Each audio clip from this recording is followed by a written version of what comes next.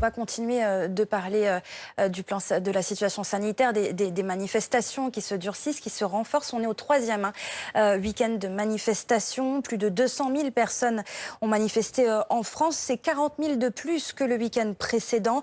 Une mobilisation importante donc et entachée de violences, d'incidents. Une manifestation qui tend donc à se radicaliser.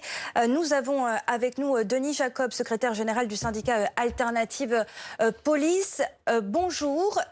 Craignez-vous que ce mouvement ne se durcisse encore, surtout après les violences que l'on a vues le week-end dernier? Bonjour.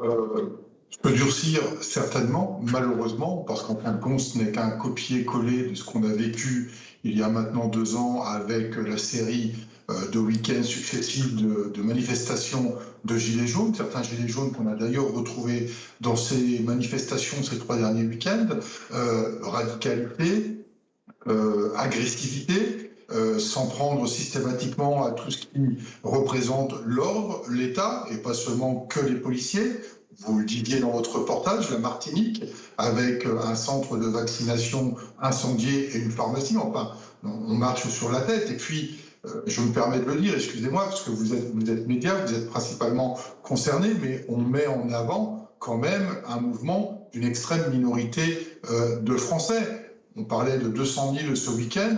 Moi, j'aimerais qu'on parle un peu plus des plus de 110 000 familles endeuillées par la Covid. Et ces gens qui manifestent ne se rendent pas compte de ce que c'est que la Covid parce qu'ils ne l'ont certainement pas eu. Je ne leur souhaite pas d'être contaminés, mais moi j'y suis passé, donc je sais ce que c'est que la Covid, je sais ce que c'est la gravité de cette maladie. Je me suis fait vacciner et je m'en porte pas plus mal. J'ai rappelé également que l'ARN messager, c'est pas quelque chose de nouveau, ça fait 65 ans que ça existe, et on a 3 chercheurs français qui ont été récompensés du Nobel pour cette découverte. Donc je relativise ce qui se passe actuellement, mais c'est une fois de plus un prétexte pour une convergence de mécontentement, de radicalité, d'agressivité, pour remettre en cause tout ce qui représente l'État, et on s'en prend à ce qui le représente au premier chef lors de ces manifestations, à savoir les policiers. Nous avons eu notamment, dans une compagnie de CRS, 22 blessés ce week-end.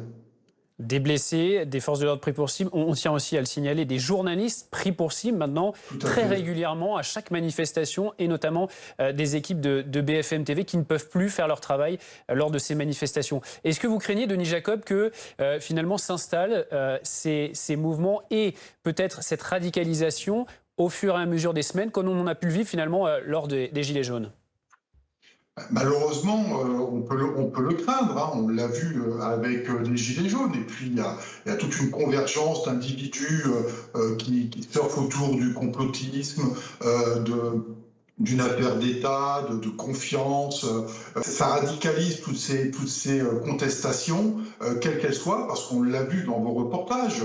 On a les anti-vax, on a les anti-pass sanitaires, on a les anti-gouvernement, on a les anti-tout, et puis on a tous ceux qui sortent sur ce qu'on voit sur les réseaux sociaux avec des sous-entendus, le complotisme, on ne nous dirait pas la vérité, on grossirait les chiffres des contaminés. Enfin, je rappelle quand même qu'il y a plus de 40 millions de Français qui à ce jour sont vaccinés, donc je pense qu'on donne aussi peut-être un peu trop d'importance à ce mouvement-là, et que plus on le médiatisera et plus on leur donnera de l'importance, et plus ils seront nombreux et plus ils se radicaliseront. D'un autre côté, ils étaient quand même de plus en plus nombreux, hein. Plus de 200 000 samedi, c'est plus que le samedi d'avant, plus encore que le samedi d'avant.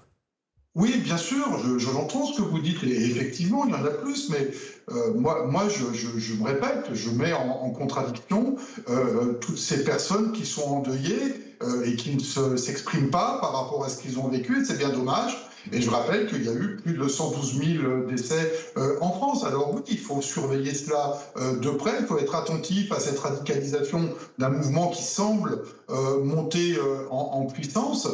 Et nous serons là, bien évidemment, pour faire respecter l'ordre républicain, parce qu'il n'est pas acceptable en démocratie, que sous prétexte qu'on n'est pas d'accord avec une décision gouvernementale qui a été prise, eh bien qu'on puisse remettre en cause les lois de notre République uniquement parce qu'on considère qu'on aurait raison de s'exprimer contre tel ou tel sujet en allant tout casser.